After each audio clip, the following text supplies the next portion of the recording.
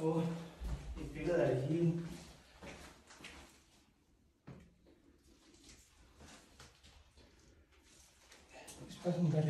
Jamen, i dag der er vi fra Endokær Danmark på besøg hos Torben ude i Sig ved Varde, og Torben, du har haft lidt bøvl med din brugskabine. Ja, det har jeg i hvert fald. Igen mange år har der kommet en kalkophobning på gulvet ude. Det gav nogle virkelig store flager i kalk, og det så altid meget beskidt ud ude. Og jeg har prøvet alverdens forskellige midler. Uden det store held, må jeg nok sige, at det har kostet meget knofedt at prøve med de midler.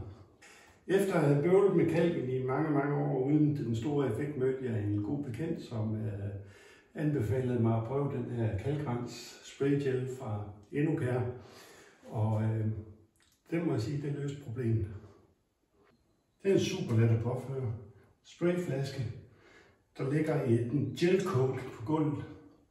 Det gør så, at kalkfjerneren den kan virke i lang tid, fordi den ikke udtørrer og ikke løber ud i afløbet.